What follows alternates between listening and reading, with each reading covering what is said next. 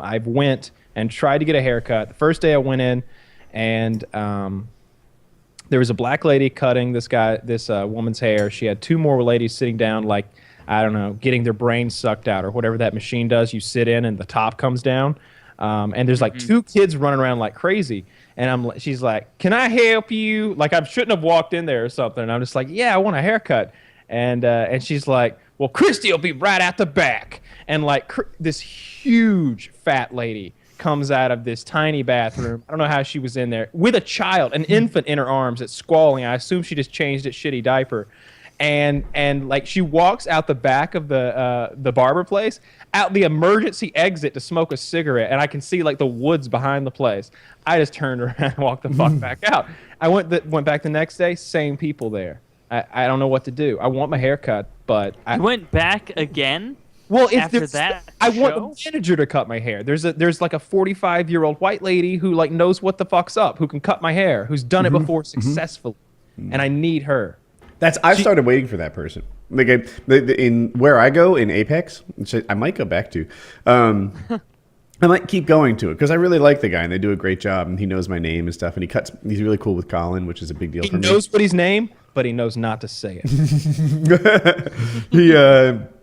He'll just come in, "Hey, what's happening, Woody?" and whatnot. And my Colin and I just sit there and we wait for him. And what was I gonna say? Oh.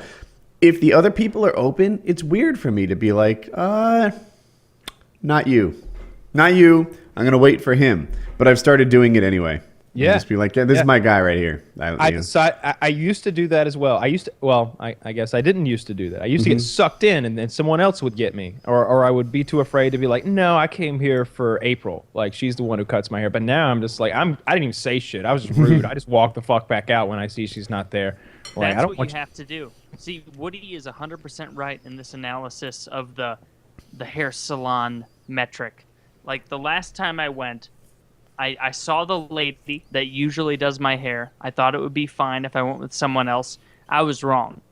She cut the back of and this was a while ago, so I can't show it properly, but she cut the back of my hair so goddamn high that it looked like a fucking maniac. Yep. For like 3 months, where there was just long stringy neck hairs coming out, or that's what it looked like. Yes. Even though it wasn't my neck, Yes. it was the high part of my head. This is where I was going next. I was going to say, like to those listening, you may not think that, like, you would think that, like, if they can cut your hair, they can cut my hair. But there are options on a haircut that you don't consider. There's, what are you going to do with the sideburns? What do you do if you've got a peak right here? Do you trim it off even like a black person? No, you don't do look that. Like a jackass when you have this poking down. Then in the back, now there's a lot of considerations for what you're gonna do in the back. Are you gonna square it up? Are you gonna round it off? Are you gonna bring it to some kind of a weird double point thing where it's it's lower on the edges or something? Do you go with just like your natural line? Devil's horns on either side? Is that an option? Just poking out. Turn around, Woody. What does your hair look like? Probably perfect. Square. Oh, see. All right. So here's a perfect example of following his natural line but keeping it short. She didn't trim, or he didn't trim, around the edges, probably because they'd never cut a white person's hair before. You don't like it? It didn't turn out right? You don't think? It's not right now? It looks fine. It's one of the three ways I feel like to do the back. They left your natural line. I always feel like the back of my head comes out perfect. They show you the mirror and they're like, "What do you think of this?" And it's like, that could be a picture of the back of my head because it's always like perfect. They could just hold up a magazine like, "What do you think of this?" Because it's fine. I've started going back for more too. I used to always just not even look at the mirror, just like, "Yep, looks great, let's go." But now I'm just like, no, you didn't get it all. There's some more right here. You left some hair. Like, what are you doing? I go back and I tell them now. It's one of those. Do things. You really do that? Because I feel embarrassed and I need to overcome that so I can do what you've done. It's where hard. Like sometimes I'll see my hair and they'll be like, "Everything look good," and I'll be like, "Not exactly." No, I'll be like, "No, you really need to like thin it out a little here. Use those scissors that are like weird on one end and they just kind of hack your hair. Like, thin this out a little bit up here and blend it in a little better with the side. Like, you've got this, as of right now, it's just like a 2.5, like, on the sides. And then I've got like a fucking, like, cock head on top that's like that's just like separate, like a bowl cut thing that's just longer. Like you got to blend that in. The thinning it out is a big deal to me. Like for heat reasons, I get uncomfortable and grumpy like towards the end of my like when I start needing a haircut because like my whole world is hot. I'm like wearing a hat. My hair is really thick. Even though I'm old, it's still really thick. And when they start like just thinning it out and like cutting what every other hair or something like that, I'm like, yeah, this is my head can breathe again. If I was a pro athlete, I'd be bald. I'd shave that shit. That's exactly how I'd rock it. I don't look good bald. I've got a mole on like the back of my head that I just don't think would be attractive. Did they cut it on you by accident? No, but they could. My lady knows about it. She knows it's there. She knows not to like fuck me up. That's or anything. another thing. Yeah. So the guy I like doesn't hurt. But haircuts should never fucking hurt. Like I don't know if my head is like sensitive baby like pussy head or something, but they come in with these clippers and they're like, and I'm like, is it that fucking like is that tool not designed for hair cutting? Does it take elbow grease to do this shit? It's like they're scooping ice cream on the side of your head. The black guy when he cut my hair, I was letting it go, right? He's like, and I'm just like. Like suffering in silence, and eventually I was like, dude, like you're hurting me. He's like, well, why didn't you say something? And I was like, I just did. He's like, well, just now. I didn't want to seem like a bitch. Well, and he goes, that's what he was doing. So he said, this is for listen, you drunk bitch. So he said, well, you did something just now, and I'm like.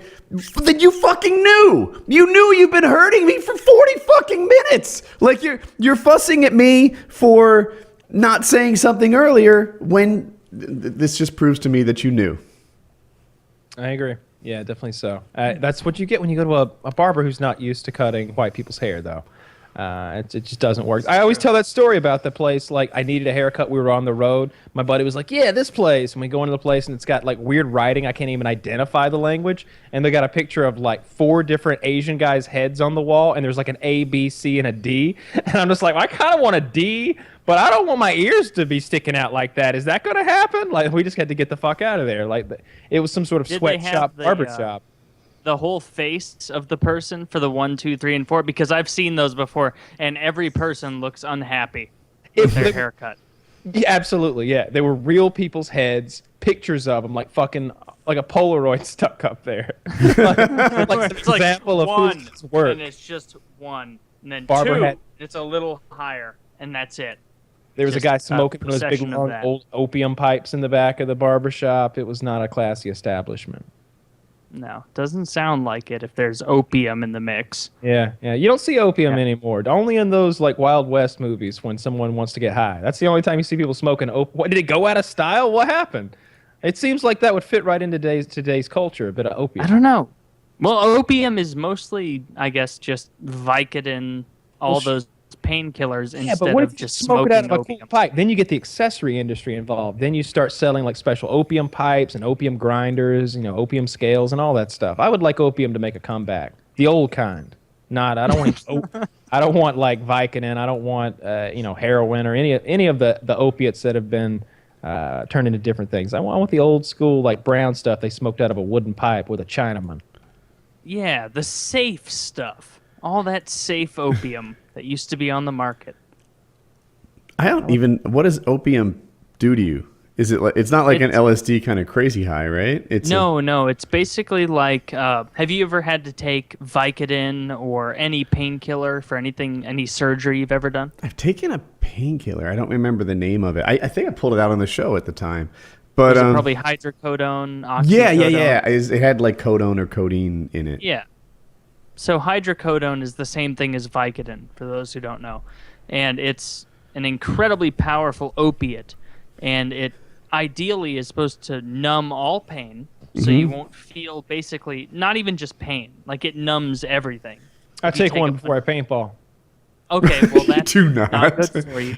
You do not. You do not take. There's no way you drop opium before paintball. I'm not. All right, first of all, Dr. Drugs. Opium, but still, no one drops opium.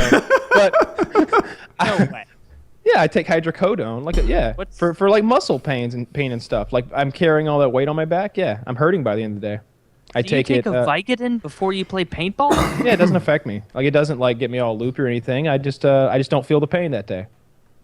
I don't take a huge dose or anything. I just take hydrocodone. How do you get hydrocodone? Is it from like? It's a prescription. So you have a You have to get a prescription. You have a prescription. It's usually for when you get your wisdom teeth removed is when most people are introduced to it because that's just the soonest time in your life that you will need it since your joints aren't aching and your back isn't hurting. Mm-hmm. Or surgery. But that's how it goes. It's a dangerous drug. Yeah. And you want to try and steer clear of it. Yeah, you just numb you all over. You can just run through all those hits, just like Juggernaut. Yeah. A child-destroying machine. You got to combine the Adderall with the Vicodin, and then you got the crazy eyes on top of all of that. You really zero in focus. Kyle's got like this is how I imagine pro gamers like prepare for their day of gaming. Like, all right, we need to drop some Adderall. We need to drop this. We need to drop that. I was watching one of those Netflix documentaries about, I'm going to fuck up the guy's name. He played for the Pirates. He was a pitcher. He's the guy who pitched the no-hitter on acid. Kurt Schilling. Not even a little bit close. It's like a white guy that played for the Woody Sox. tried. A white guy that pitched. It was Nolan Ryan. A black guy that was the Astros. We're talking about a black guy. Oh, Pedro Martinez. No, he's not. Well, he's Latin. He's a little black. Anyway, the guy was high as fuck on LSD, pitched a no-hitter. And his whole career... high as fuck on LSD. Whitney Houston is who you're searching for. Ooh, close. I'm sorry. I'm just fucking... He be said quiet. that he was so high that he couldn't see the batters. Like, he couldn't even identify what they were. He's like, I could tell if there was one on the left side of the plate or the right side of the plate, but that's all I knew. He's like, but I could see that mitt. And I was just beaming them in. But the thing was, like, he pitched every game high. It wasn't usually LSD. I did hear about this guy. It wasn't usually LSD. He would take greenies a lot. Greenies are a stimulant that were massively popular in baseball. He's like, I took the one the first time, and then it gave me such a huge edge. I was focused. I was Ellis. Doc Ellis.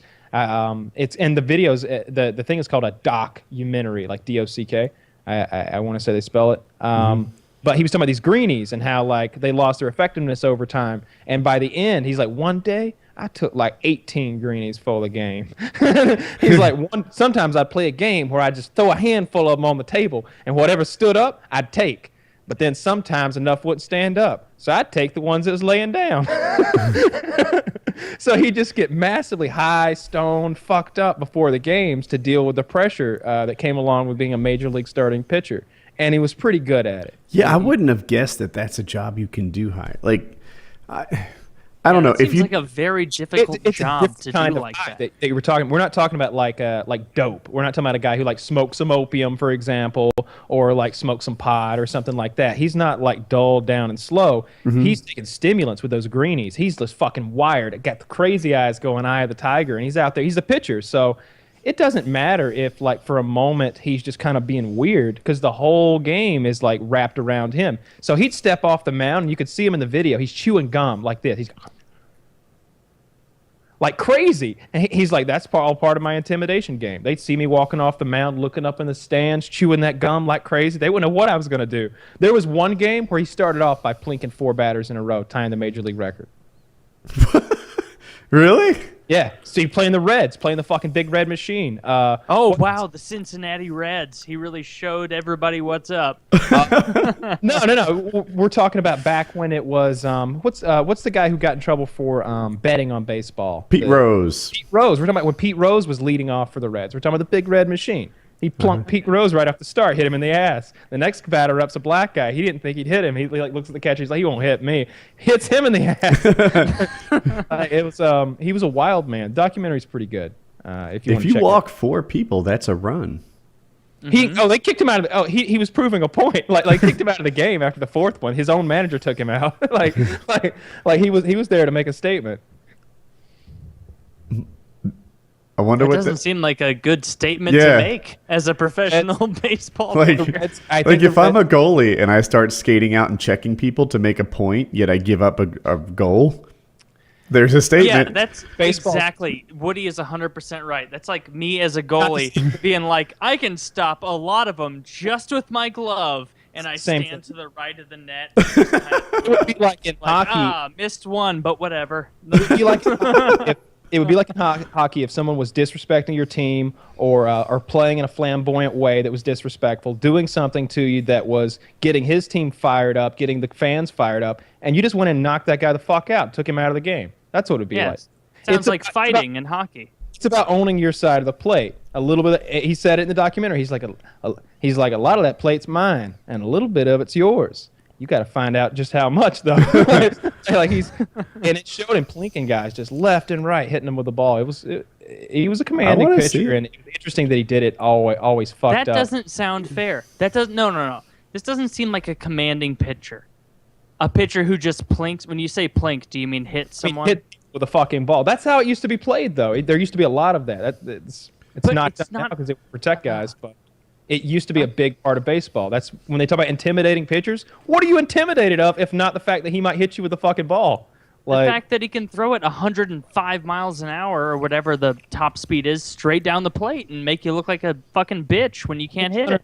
I think 104 is the record, but that's not it. It's about owning it doesn't matter how fast you throw it. If you give them the whole plate, you let them stand where they want, they can probably do something with it. It's about taking as much of the plate away from them as you can. You don't want them inside on you, and you got to take that away from them or you're going to have a bad day. And the most intimidating pitchers, the reason they're afraid of them isn't because they're going to throw the ball fast down the strike zone.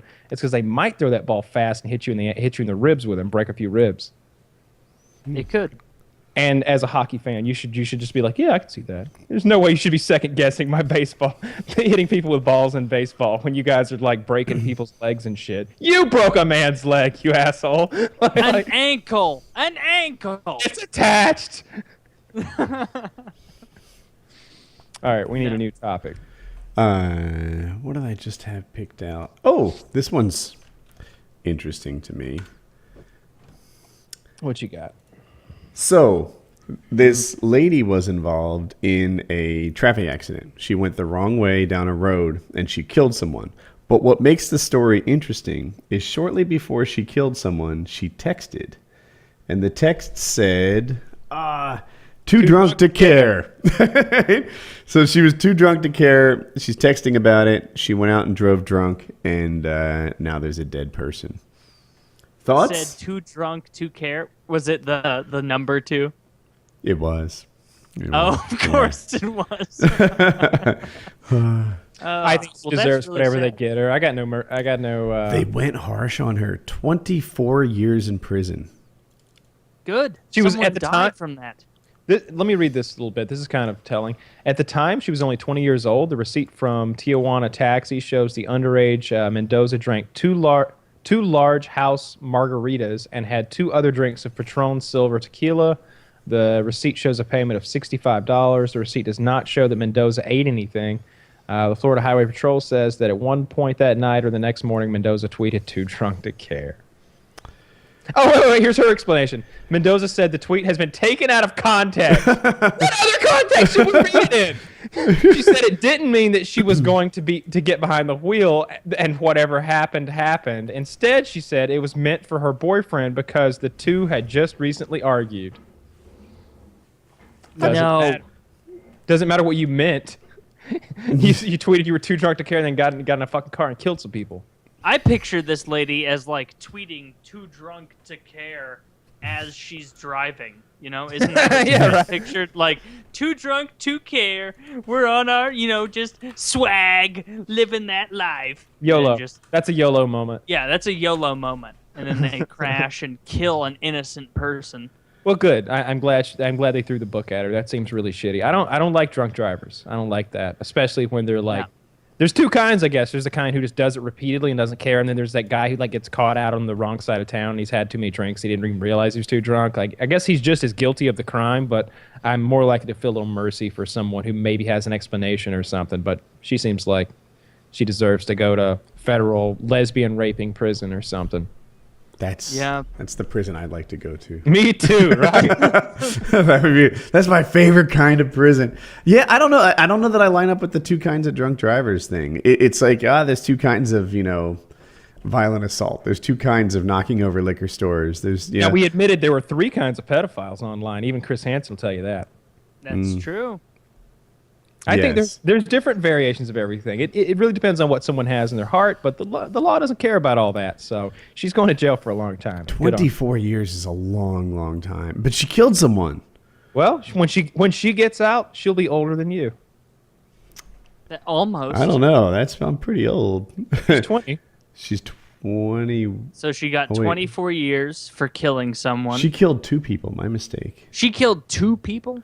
Then Yes. she should be in there for longer than 24. Oh, 2 counts of DUI manslaughter. Yeah.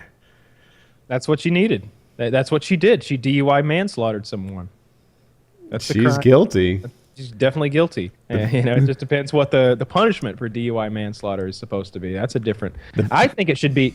I don't think they should lock them away. I think that's silly. Like, how are you doing any good? Like, they know they made a mistake. They got to live with that. I think you should make them live out the next. They should have to pay restitution. That's what I think. They should have to pay me for the loved one they took, and they should have. I should be like earning off of their wages for like years in the future. Like, it should be like when you win the lottery and you pick the like 25-year payout. I have an idea for restitution. All right. So she was 20, right? And the people that she killed were 21. Maybe they force her to be the family's new daughter, right? Fuck it. You need to spend the rest of your life impersonating at least one of the victims so that the mom has a daughter again. This sounds so uncomfortable for everyone involved. This is genius. You just don't recognize it yet. The murderer will be your new daughter.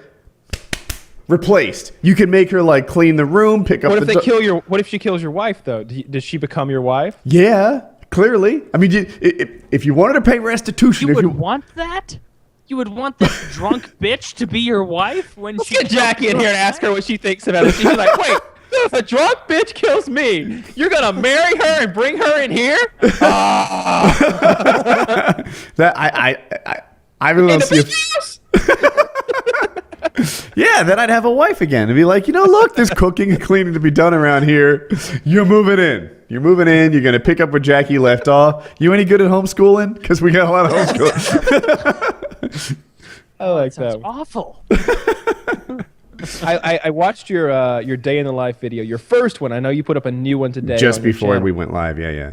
Just before, but I wasn't. It's 47 minutes long. I saw that. I like that. I like It the was long like form 55 content. minutes. I cut out the boring stuff. Yeah, Chiz and I were talking to you about this the other night, and I think Chiz and I both agree that a lot of people do those day in the life videos, and it's like them at Walmart, and then like them going to bed, and it's like, really, you woke up, went to Walmart, then went home, and it was dark, and you just lights out. Yeah. Like, no, that's not what happened. But your day in the life video was a little bit of everything. You woke up, took Hope to school, then you had to take a shower, then there was a little bit of the shaving, a little bit of the interview before and after. There was the tractor cleanup outside, walking the dogs multiple times. Got to see a little bit of the house. It was good. I liked it a lot, and I like to see, like, as the day went on, like the look in your eye changed. Like early on, you were just kind of like dragging out of bed, and then you got a little caffeine in you, and you're having a little fun, and you're working. And then as the night goes on, you're just like, well, I think this is gonna be the last one. This is my last task of the day. I'm going to go to bed, and then we'll kick it off